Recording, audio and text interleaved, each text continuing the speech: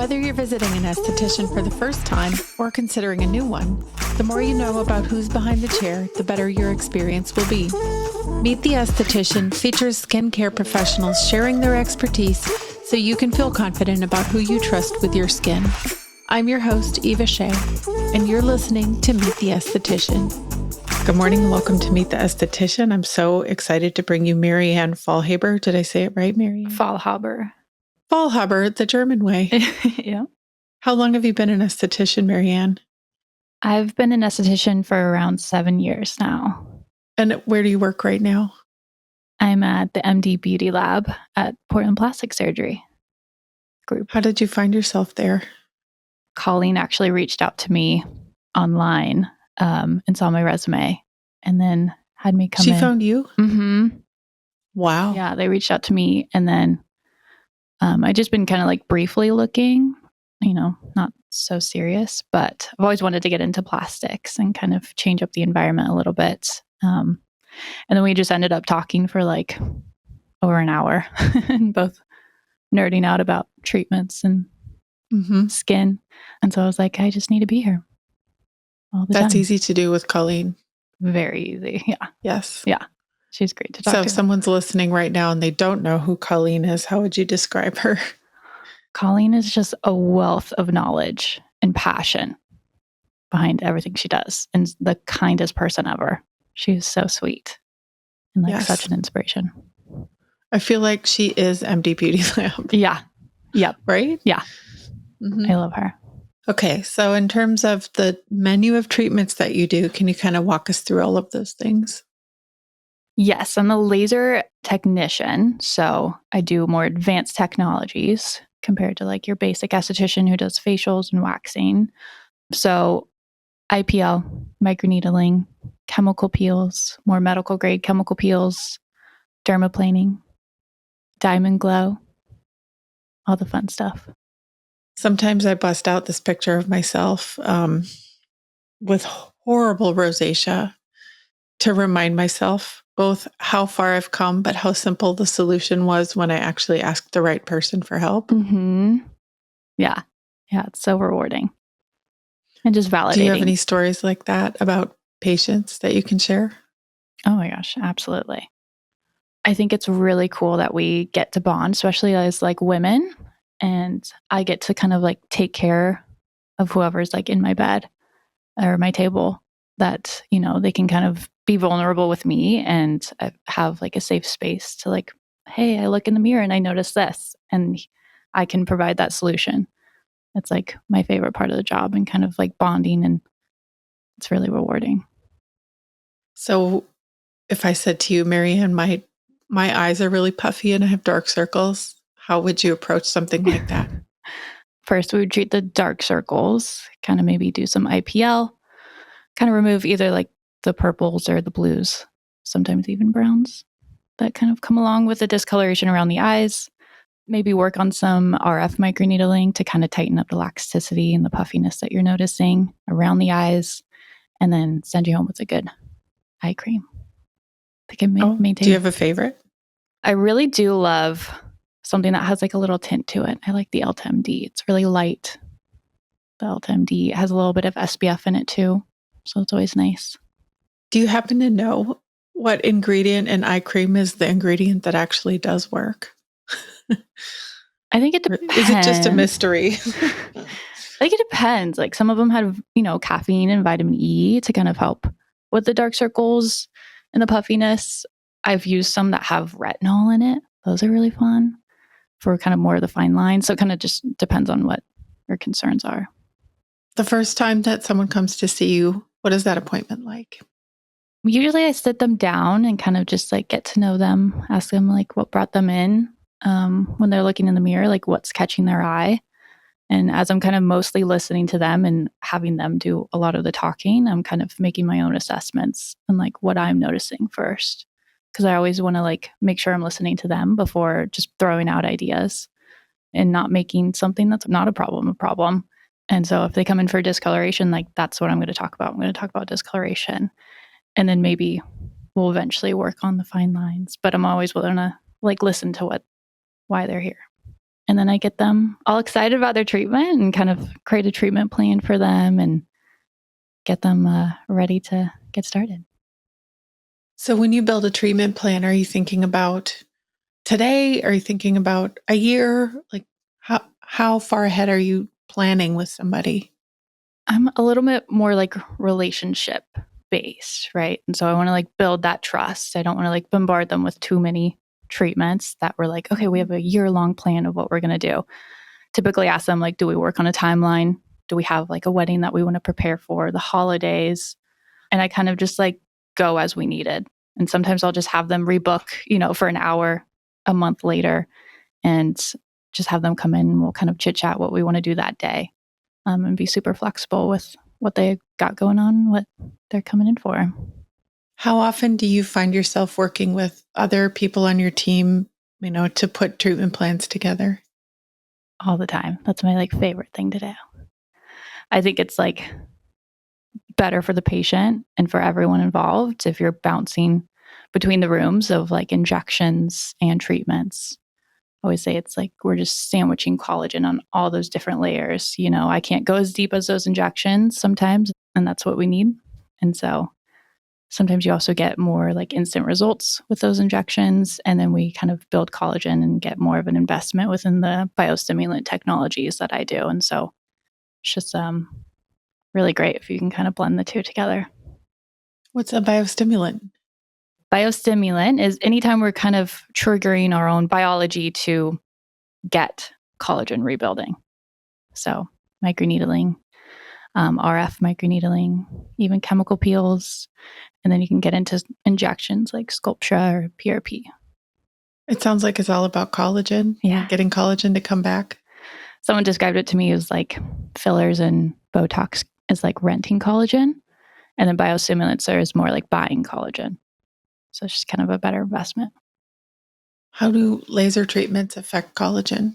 Most laser treatments are kind of about causing a wound to get that healing response to come back and create healthier tissue and regenerate the damaged tissue. Are there any laser or energy treatments that you can see working very quickly? Yes. IPL, I feel like, is the most instant result that you can get. I always say it's like the gateway treatment because you'll start with IPL and then you're like, what else can I do? Because it has that like such instant satisfying result. It's really great for red vessels, purple vessels, those little broken capillaries that we have like on our skin, typically like on our cheeks and around our nose is where they pop up the most. And that kind of causes vascular retention. So they disappear immediately. And so it's super satisfying to watch. What even causes those in the first place?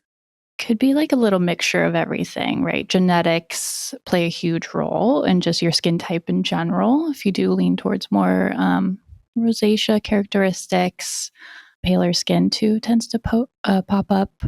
But even injury kind of triggers some, like blowing your nose. I hear that a lot. Like, oh, I got sick and then I was just blowing my nose all weekend and I got this new capillary popping up. And so, oh, no. Mm-hmm. But genetics does play a huge role in how severe it is. Oh, my goodness. Okay. Don't blow your nose. Be careful. What should we know about seeing an esthetician at a plastic surgery office? What are the advantages maybe of being there where you are? I always like lift up my coworkers and the people surrounding me too, is that we're all like a wealth of knowledge, that even our admins, our nurses, are in the industry.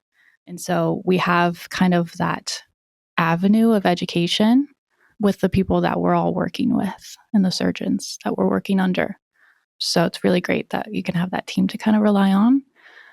I will say it's a little maybe less relaxing compared to like your day spas where you're in a nice cozy bed and falling asleep during your treatment, but you tend to get a little bit more results when you can feel it. When you say results, it makes me think of this idea that, getting results is what we want. And that might be another difference too, is if you go to a day spa and you see an esthetician for a facial, it might just feel good, but it may or may not actually do anything to improve your skin beyond, Yes. Yeah, feeling good that day. Is that fair? totally. I think so. And that stuff is totally needed and very healing for our mental health, and human connection is amazing. But, sometimes we want to see the hyperpigmentation actually be gone. Mm-hmm. Can you actually do both there? Like just relaxing things, but also things that get results? Totally. Yeah. Yeah. Because you definitely always maybe will sometimes have a client that doesn't want to be poked. She wants to just come and like feel taken care of. And absolutely, we can always do that. What do you think people don't know about estheticians that they should know? I feel like we're kind of like hairstylists, right? Where we're like sometimes people's therapists, where they can come in and just like blab about what's going on in their life. And I'm like 100% invested and like generally care about them and wanting to be there for them and hear their stories and hear what they've been through. And so I think that's kind of nice. And if they don't want to talk? Oh my God, even better. I'm like, if I can make you to fall asleep, that's amazing. Usually I'm like chatting to kind of distract them through the treatment. But if you can fall asleep and get a zone out and that's what you need, totally. I'm up for it. Depends on the treatment, I suppose. So for those treatments that are a little more intense, how do you, other than talking, is there any tricks up your sleeve for more distraction? Luckily, I started out my career doing, I was a wax specialist. And so I was doing Brazilians like every 15 minutes. And so I feel like that really set me up for, distracting and moving fast and making sure the person is comfortable while I'm also doing a treatment and, being there for them, whatever they need during this maybe a little bit uncomfortable time. So the gift of gab is what I like to say for like distracting them with like just talking about random stories, like what I did this weekend or what they did this weekend or their dog. But when you're doing laser, you have your own techniques of maybe like having a nice roller, tapping on the skin is always nice to kind of like distract them. This one time I had a chiropractor. I was like getting an adjustment done and she was about to crack my neck. And she could tell I was like tensed up. And so she was like, okay, now lift your left leg. And I was like, what? And so I lifted my left leg. And because I was like distracted and thinking about my leg, she like popped my neck because I was finally relaxed and I wasn't tensed up. And I've actually like stolen that, especially with people that are like a little more nervous or just their anxiety is a little higher from anticipation. I'll be like, oh, wiggle your toes, just to get their mind off of what's happening. That's funny. I'm going to have to borrow that for my kids. I've had Botox in your office, full disclosure. It was great. Yay. And I found it to be just a really great experience. One of the things that I got at your office was the vibrating, what's that thing called? It's just like a vibrating little, it looks like a pen. Yeah. But it's got a little horizontal bar on it. Yep. And I didn't feel a thing the whole time. Yeah. For some reason, our body kind of perceives vibration before pain is what I've been told. So it's a nice little tool. What I love about everyone in your office is that everybody cares so much about you being comfortable and not being rushed and feeling like you're being well cared for. And so you're like the perfect addition to this team because you think the same way. Oh, I love that. Yeah, it's great. Okay, tell us something about you outside of work. What do you like to do? I've been married for like almost 3 years now. We're working on our 3rd year, but we've been together for 7 years now, me and Keaton. And we have a hairless cat. And so I'm a crazy cat lady. Love her. Just one? We're getting a second actually in December. With hair or without? Without. We're both a little allergic, so they're pretty easy. Do they have weird personalities, or are they just like regular cats without hair? They're actually like super social and really kind. At least ours is. Her name's Pearl. She's a cutie. But I would say like she's always cold because she doesn't have any fur. So she likes to cuddle a lot. Oh, did you get her sweaters and stuff? Yes. She has her own closet. It's so cute. It's really funny. Yeah, she does. All right. Well, we're going to need to see pictures when you get the second. Oh my God. Well, or now. Yeah. Of the current hairless cat. Thank you for that. Yeah. How can we follow you online, and where should we go to see what you're up to at work?